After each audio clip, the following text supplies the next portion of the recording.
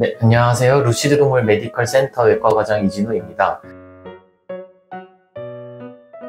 오늘은 동물들이 소변을 제대로 배출하지 못할 때 시행하는 피하 요관 우회술, 즉 SUB가 어떤 수술인지에 대해 알려드리려고 합니다. SUB는 요관이 막혔을 때 신장에서 방광으로 소변이 흐를 수 있도록 우회로를 만들어주는 수술입니다. 요관과 요도가 단어가 비슷해 헷갈리실 수 있는데요.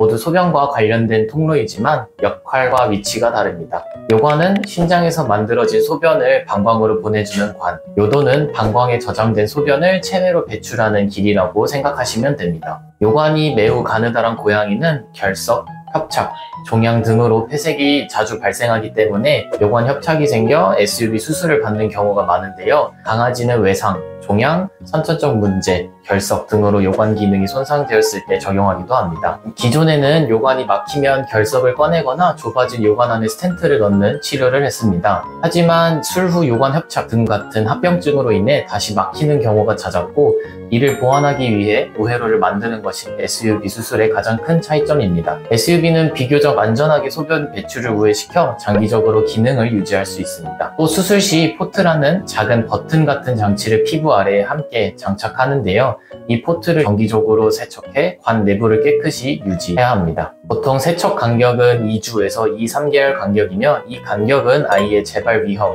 결석 정도에 따라 달라질 수 있습니다.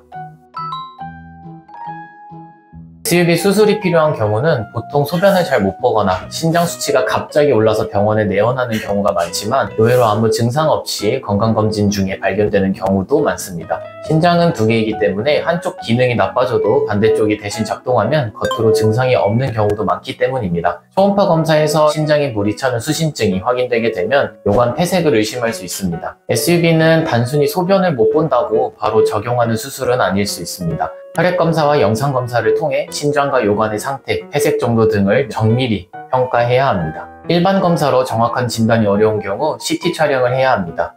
특히 양측 요관이 모두 막혔거나 복합적인 원인이 의심될 때는 CT 검사가 필수적일 수 있습니다.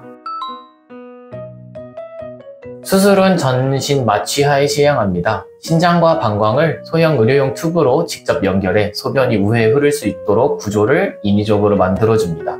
피하에 관리 포트도 함께 설치합니다. 수술 후에 소변 배출이 정상적으로 이루어지는지 확인합니다.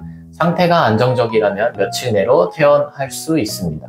동물이 소변 배출을 하지 못하는 시간이 길어진다면 불시에 응급 상황이 발생할 수도 있습니다. 또 SUB 수술은 숙련된 술기가 필요한 어려운 수술 중 하나이기 때문에 경험이 풍부한 의료진이 있는 곳에서 검사부터 수술까지 한 번에 받으시는 것이 좋습니다.